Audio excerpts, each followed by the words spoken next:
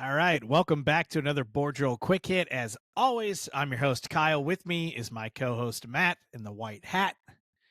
Matt, you know the drill. It's quick, and it's coming at you. But Let's do here's it. the good news. Here's the good news. It's a playlist you know. It's a playlist you made. So we're Here going we to talk go. a little bit of Texas Tech squeeze today. All right, so in case you're wondering, Matt just wrote a 3-part massive article on all of the different Texas Tech kind of what are they basically like trio squeeze plays, right? Yeah, so they got way more than trio squeeze, but I had to keep it. I mean, I couldn't write on everything they did Yeah. because there's some duo squeeze. There's a lot of motion stuff they do with it, but I tried to keep it very condensed to one idea, and I tried to keep all the film. Now I will say they run this all over the field, and especially in a third and short, fourth and short. Every once in a while, they break it out on 1st and 10, about midfield, but most of their reps are done inside the 30-yard line, is what I found. And it's like they switch gears right there inside the 30. They feel like they can score from there at any point, and they like to get physical, and they like to get their receivers and tight ends involved in the play. Well, let's see the first one. Of course, it's a 1st and 10, but it is inside the 30. They're going to motion to it. They're going to run a counter here. A little Yeah, GH so this action. this is actually what I term tray squeeze. So that's just the tight end attached, right? So they got an inline tight end with a wing, and they motion a second guy in as kind of not really stacked with the wing, but he just kind of tightens in there. Yeah, it's definitely it's an interesting bunch there, if you will. Mm-hmm.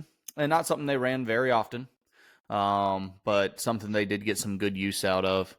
Um, but yeah, running classic counter. Notice how we got, they motioned down, pause it there, Kyle. And now we got 4 strong, right? We're seeing all these teams go to these 4 strong concepts that they're running. So it forces the defense to that side. And here's the beauty of running the counter back into the boundary. Yeah, and they do a good job, right? They fit it up. It looks like who are they playing here? Houston or somebody? Yeah, they're playing Houston. And it looks like the outside linebacker is going to squeeze it down enough, and the guard does a good job of just driving them out of there and creating space. Yeah, and even the inside linebacker from the backside gets all the way over top of it. He just kind of hesitates for a second with Yep. the running back being so explosive for Ole Miss. I'm sorry, for Texas Tech. It's I was watching the Lane Kiffin thing earlier. It The it's Lane tough to Kiffin defend there. saga. Yeah, that's what Here's it another is. quick example of it, just to see another version Yeah. of it. Right. Good Lord, this dude just gets lined up by the guard here.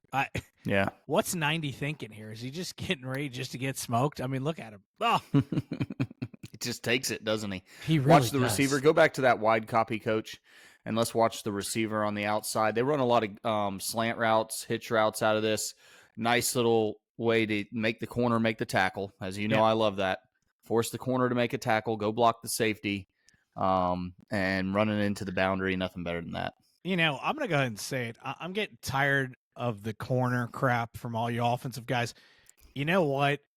Go watch a North Dakota State game because those damn corners tackle. Okay, I'm getting. You know what? Every time So somebody tells me a corner can't tackle, go watch North Dakota pa- State. pa- pause it back at the beginning, coach. I want to kind of talk about the formation here.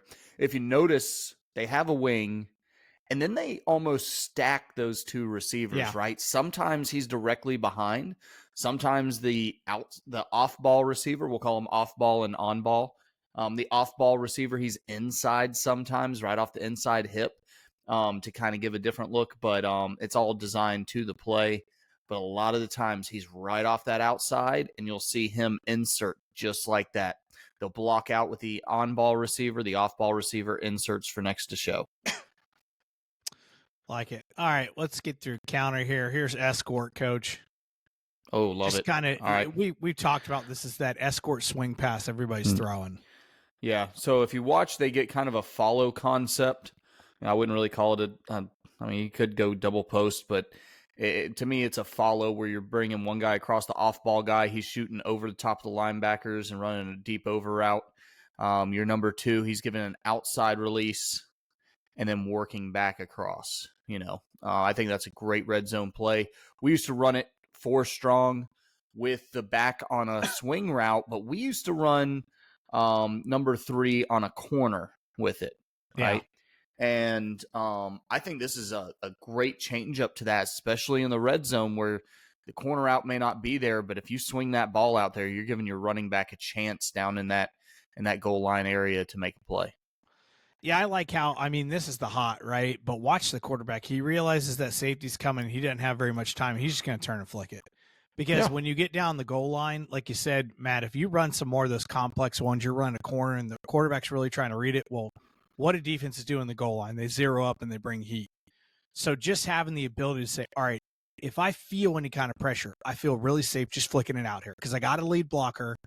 You know, the running back, look, he may get tackled at the line of scrimmage, but he has a lead block. He's not going to get just absolutely decapitated like we see sometimes, right? Yeah. So I think it's a safe play on the goal line, and for them it turns in. I don't know if he scores here; it's darn close to scoring. He's just short. And if you go back that first over, watch him come. Oh, he comes wide open. Comes wide open over the top of the linebacker, but that pressure's coming. That quarterback's already made that decision to flip it out there. If he had another half a second, he might be able to zip that ball in there for a touchdown. Yeah. Here's that escort one more time. Now this time they're just this is more of a double screen. Yeah, this is just a double screen here, right? So I think it's what they run on this side. They run the flat route. It's like a shoot. It's still a shoot screen. Yeah. You can see the guy start blocking. Still shoot screen on this side, swing screen on that. I just labeled it escort because I saw it. Same escort. Another one, we're looking at, here we're looking at the 50-yard line. What is it? 1st and 10. So another one of those situations where they got in 1st and 10, squeeze them down, and show the this coverage time with the motion out of it, but still kind of the same. Right. When you do these things, you make defenses adjust. Right. When you come out and squeeze trio bunch, whatever you want to call it here, there's a check that goes on with the defense. Right. Unless you've called pure zone. Right. If you've called cover 2, you don't need to check, but almost anything else, you're making a check. And now a guy's motioning, you're making another check. We see a guy running with him right now. So there's some stuff that you make the defense do when you do these things. All right. One more Another time. one where they okay. You want to watch this one or no? Looks like the same thing. What we got here? Yep. Yeah, same idea thing. There. Same concept. All right, here's your double post wheel. Here we go. All right, I believe this is the counter action they kind of give where they're pulling the guard. To me, I consider that counter action to try to freeze those linebackers. So watch that guard pull. Linebackers kind of come up, run support, and it just gives that wing enough time that motions across into the squeeze to get on that outside guy and make a play. Yeah, and they catch him, it's quarters, right? Yep. And so the flat player's got to carry the wheel, and he just kind of overrun, right? He's like, hey, I'm a flat player. Oh, crap, he turned up. Yep. But a pinpoint throw, right? This is, not always the easiest window to throw into, and he puts it perfectly over where his guy is an easy catch. Because if he underthrows this, the flat player has a chance to get back in the play, but hits the dude in stride. I mean, what a throw here. And it makes a great read. If he throws either of the post routes, that probably gets picked. Just a great read, good way to step up in the pocket for the quarterback. I was always worried about running that counter play action like that we wouldn't actually get to that defensive end. That guard does a great job washing him upfield, let the quarterback step up underneath it. I always felt it was risky, but when you're playing with athletes like that, you can count on right. Them. Right. It's a different world there.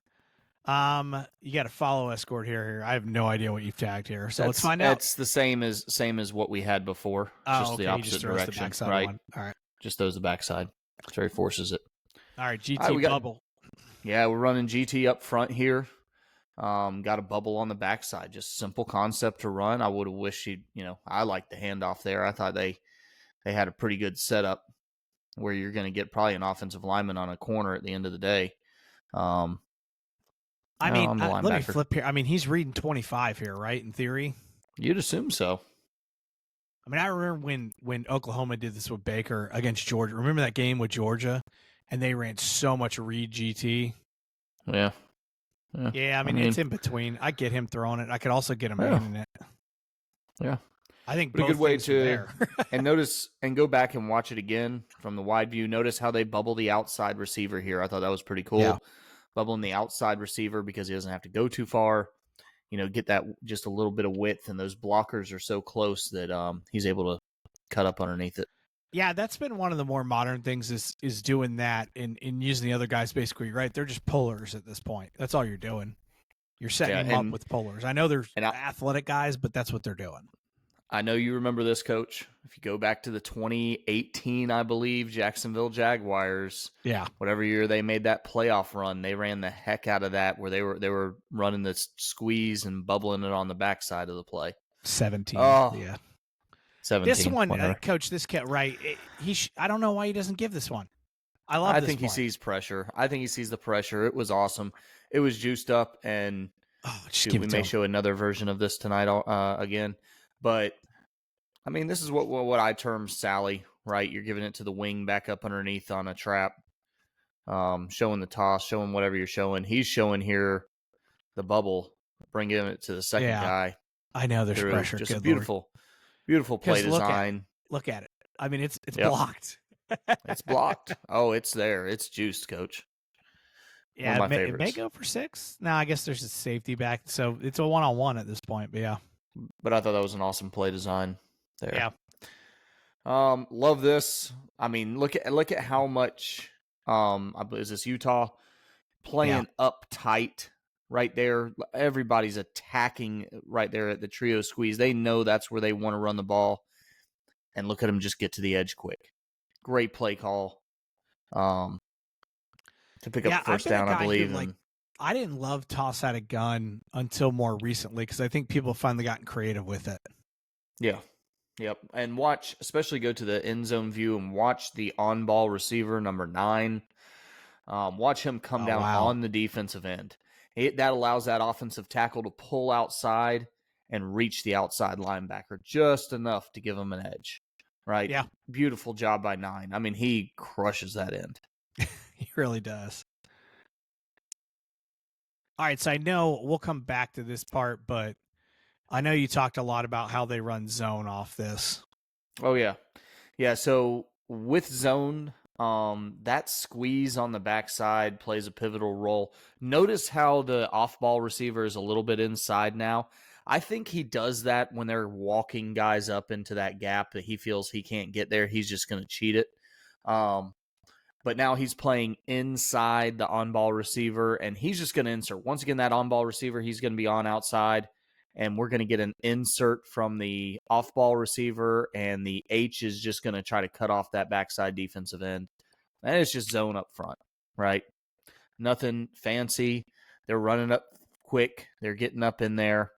Once again, watch number 7, the wing, the off-ball receiver, number 5. Just able to box those guys out, create a seam. Yeah, and I think their wide receivers do a really good job of being patient, right? They do. You always talk about patience with linemen. This is a really good job of being patient with guys who aren't used to blocking in the core as much, right? Yeah, and what's interesting is this is where that ball hits, and a lot of times, Coach, go back to that previous play. Can you go back further? Does it not let you? Oh, okay.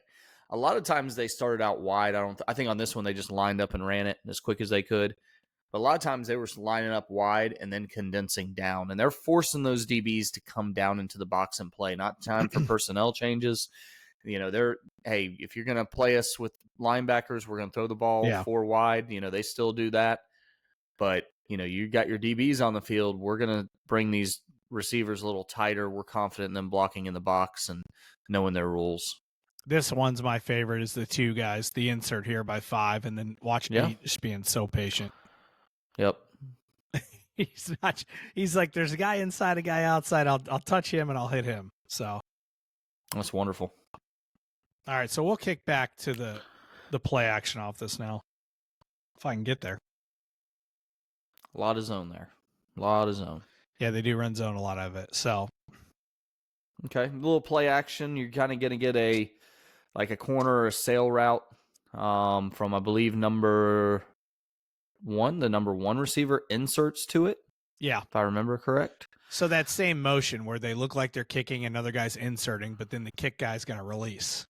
Right. So the number 3, the wing, he's going to end up blocking. The on-ball receiver, he's going to show block release. And then number 3 is the off-ball receiver is going to insert to a corner or a sail route. Yeah, I think this was just a nice change up off that zone that we talk about, right? It looks like they're blocking zone here, right? Oh, yeah. Everything And as of right now tells the defense this is the zone we've run 30 times this game. I know it's not 30, but it's been double digits. And then all of a sudden they sling off and they basically have a smash concept out here. Really nice concept off that action. And the key there is inserting that off-ball receiver, right? Giving it the same look, letting your 8 wing be patient, and just letting it develop. Yeah, love it. Well, Matt, that's the playlist for the night. So fantastic. Just talking a little bit of Texas Tech squeeze. If you're interested in that, again, Matt wrote a 3-part article. It's on our website. That's www.boardrill.com. Go on there, read his article, then go ahead and subscribe. We release articles weekly. Sometimes too many articles, we've been told, but it's never too many, right, Matt? We can never write enough about football. We are building a library. We really are. For coaches. We are. So you can go back. Hey, if you're a subscriber to the Board Drill, you can go back and view all our post articles. So, hey, you're drinking through a fire hose during your season. That's okay. There's always an off season for you to go back, read, and learn like we're learning. This is a process for all of us. Our goal here is for us to become smarter as far as football, smarter footballer guys. Yeah. And same thing. We also, these cut-ups, we also put into a cut-up repository. So if you ever just want to go on and watch cut-ups of things that are already tagged up, we do that as well. So again, check it out, www.boardrill.com. And then if you ever just want to reach out and chat with us, DM us on Twitter, email us, Twitter, it's Boardrill, email us at theboardrillpodcast.com. We're happy to chat with you anytime. Or yeah, we got our messages on our website, right? We got a message board. Yeah, you can message us there, and the other coaches that are involved there. We get a lot of interaction between those coaches. Yeah, we do have like a chat board in there, chat feature that we probably don't use enough in our Substack. So it's there. Feel free to fire off a chat at us, and we'll talk more. So for me and Matt, talking a little Texas Tech squeeze, we'll see you next time on another Board Drill Quick.